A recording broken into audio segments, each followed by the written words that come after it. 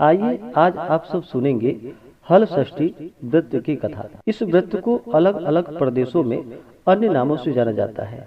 इसे हर षष्ठी, हल छठ, ललई छठ, चंदन छठ, हल षष्ठी आदि नामों से जाना जाता है।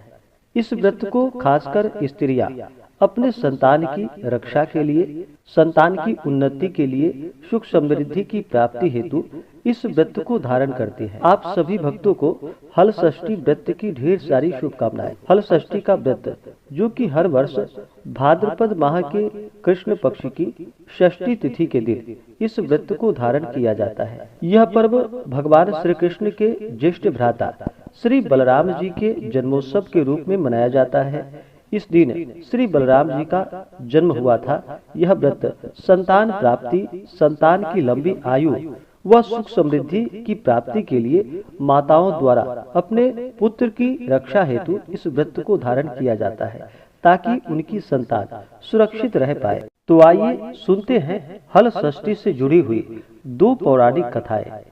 प्राचीन काल में एक ग्वालिनी थी। उसका प्रसव काल, जो कि अत्यंत निकट था, एक ओर वह प्रसव से व्याकुल थी, तो दूसरी ओर उसका मन गौरस यानी कि दूध दही बेचने में लगा हुआ था। उसने सोचा कि यदि प्रसव हो गया तो गौरस यानी कि दूध दही यूं ही पड़ा रह जाएगा। यह सोचकर उसने दूध दही के घड़े सिर पर रखकर और बेचने के लिए वह चल पड़ी। किंतु कुछ ही दूर पहुंचने पर उसे असहनीय पीड़ा, जो कि प्रसव पीड़ा, आरंभ हो गई। वह एक झरबेरी की ओट में चली गई और वहां एक बच्चे को जन्म दिया। वह बच्चे को वहीं छोड़कर पास के गांव में दूध दही बेचने के लिए चली गई। संयोग से उस दिन हल षष्ठी थी। गाय भैंस के मिश्रित दूध को केवल भैंसों का दूध बतलाकर उसने सीधे साधे गांव वालों में बेच दिया। उधर जिस झरबेरी के नीचे उसने बच्चे को छोड़ा था, उसके समीप ही खेत में एक किसान हल चला रहा था।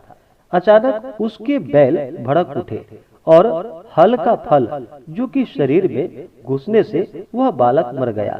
इस घटना से किसान बहुत दुखी हुआ। फिर भी उसने हिम्मत और धैर्य से काम लिया। उसने झरबेरी के कांटों से ही बच्चे के चिरे हुए पेट में टाके लगाए और उसे वहीं छोड़कर चला गया। कुछ देर बाद ग्वालिन दूध बेचकर वहां आ पहुंची। बच्चे की ऐसी दशा देखकर उसे समझते देर नहीं लगी कि यह सब उसके ही पाप की सजा है। वह सोचने लगी कि यदि मैंने झूठ बोलकर गाय का दूध न बेचा होता और गांव की स्त्रियों का धर्म भ्रष्ट नहीं किया होता, तो मेरे बच्चे की यह दशा आज न होती। अतः मुझे लौटकर सब बातें गांव वालों को बताकर अपना प्रायश्चित करना चाहिए। ऐसा निश्चय कर वह उस गांव में पहुंची जहां उसने दूध दही बेचा था। वही गली गली घूमकर अपनी सारी करतूत और उसके फल स्वरूप मिले दंड का वह बखान करने लगी। तब स्त्रियों ने स्वधर्म रक्षार्थ और उस पर दया करके उसे क्षमा कर दी और आशीर्वाद दिया। बहुत सी स्त्रियों द्वारा आशीर्वाद लेकर जब वह पुनः झरबेरी के नीचे पहुंची, तो यह देखकर आश्चर्यचकित रह गई कि वहां उसका पुत्र जीवित अवस्था में पड़ा था।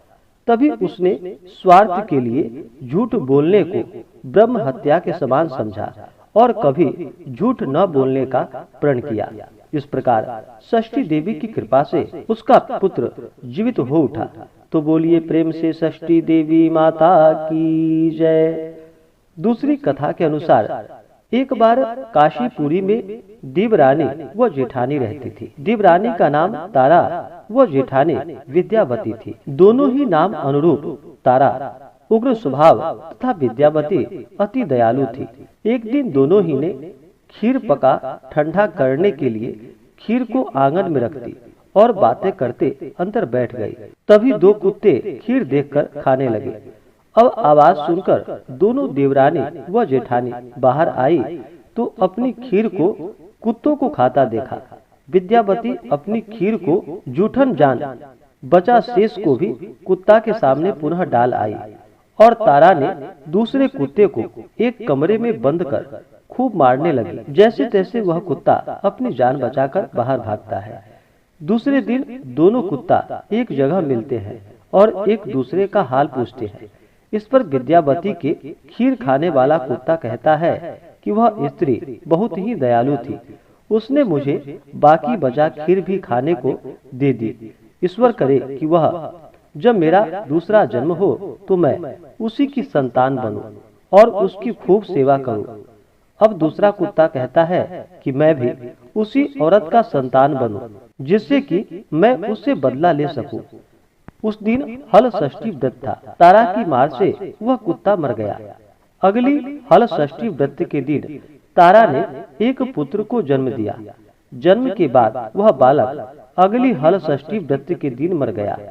इस प्रकार तारा ने एक एक कर 5 पुत्र को जन्म दिया।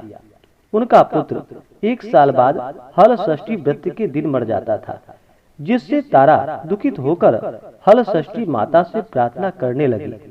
उसी रात सपने में तारा ने वही कुत्ता को देखा जो उसकी मार से मरा था। कुत्ते ने सपने में तारा से कहा कि मैं तुमसे बदला लेने के उद्देश्य से तुम्हारा पुत्र बनकर आता हूँ और मरकर पुनः आता हूँ। जब तारा ने अपने अपराधों के लिए क्षमा मांगी तो उस कुत्ते ने कहा कि तुम हल षष्ठी व्रत को करो, जिससे तुम्हें दीर्घजीवी पुत्र की प्राप्ति होगी। सपने में कही विधि के अनुसार तारा ने अगली बार हल षष्ठी का व्रत किया और हल षष्ठी माता की कृपा से और उनके आशीर्वाद से तारा को दीर्घजीवी संतान की प्राप्ति हुई और वह प्रसन्नता पूर्वक अपना जीवन यापन करने लगी। इधर विद्यावती ने भी हल षष्ठी व्रत कर माता की कृपा से एक सुंदर सुशील पुत्र को जन्म दिया और सुख पूर्वक निवास करने लगी। तो बोलिए प्रेम से हल षष्ठी माता की जय, सर्वदेवी देवता की जय। इसी प्रकार से जो भी सच्ची श्रद्धा के साथ नियम और निष्ठा के साथ हल षष्ठी का व्रत करते हैं तो माता षष्ठी देवी की कृपा से उन्हें पुत्र पौत्रादि की प्राप्ति होती है तथा सभी प्रकार के सुख और समृद्धि की प्राप्ति होती है। तो आशा करता हूँ कि यह जानकारी आपको अच्छा लगा हो। इसी प्रकार से ज्ञानवर्धक जानकारियाँ प्राप्त करने के लिए हमारे इस चैनल पे अगर आप नए हैं तो चैनल को लाल बटन दबा करके सब्सक्राइब करें, साथ में बेल आइकन घंटी को दबाएं ताकि मेरे वीडियो का नोटिफिकेशन आपको समय से मिलता रहे।